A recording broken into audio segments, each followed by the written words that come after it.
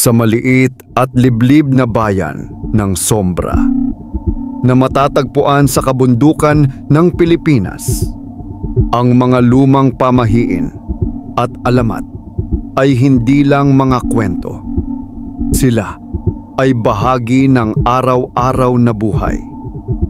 Ang pinakatinatakutang nilalang ay ang aswang, isang halimaw na kayang magbago ng anyo at kumain ng dugo at laman ng buhay.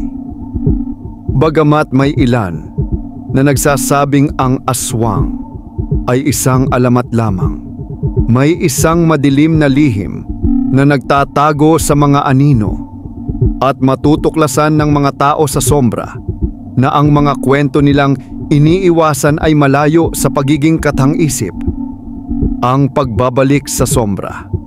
Bumalik si Amara sa bayan ng Sombra matapos makatanggap ng isang misteryosong liham mula sa kanyang ina.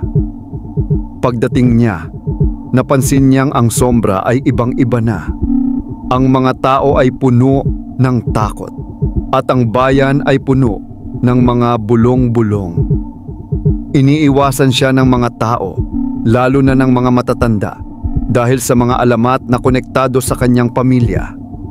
Ngunit habang nag-iikot si Amara sa bayan, nararamdaman niyang may isang madilim na nangyayari. Magsisimula siyang makaranas ng mga kakaibang pangyayari na magtutulak sa kanya upang magtanong tungkol sa kanyang ina at sa aswang. Nagsimula ang paghahanda ng bayan para sa taunang piyesta, isang tradisyon na naglalayong magtaboy ng masamang espiritu. Ngunit habang sumisikat ang dugo ng buwan, napansin na nagiging mas malupit ang mga pagkawala sa bayan. Isang gabi, si Amara ay nakasaksi ng isang nakakilabot na insidente. Isang tao ang inatake ng isang halimaw na may anyo ng aswang. Habang hinahanap ni Amara ang mga sagot, natutuklasan niyang ang kanyang ina ay may koneksyon sa isang madilim na kasaysayan na hindi niya kayang intindihin. Habang patuloy ang kanilang paghahanap, napilitan si Amara na makipagtulungan kay Carlos. Natuklasan nila na ang kanyang pamilya ay may kaugnayan sa kulto ng aswang. Ang kulto ay matagal nang nag-ooperate sa ilalim ng lupa at ngayon, muling tumataas ang kanilang kapangyarihan. Si Bayani, isang respetadong leader sa bayan, ay nagpapakita ng mga palatandaan ng pagiging bahagi ng kulto.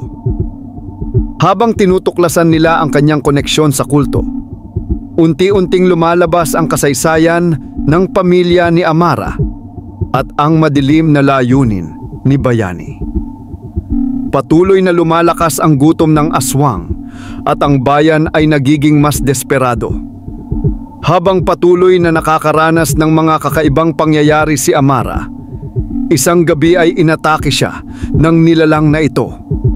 Isinasalaysay ni Lola Nena kay Amara na ang kanyang ina ay gumawa ng isang matinding sakripisyo upang mapigilan ang aswang noong nakaraan at ang sumpa ay muling magbabalik. Ang mga pahiwatig ay nagiging mas maliwanag.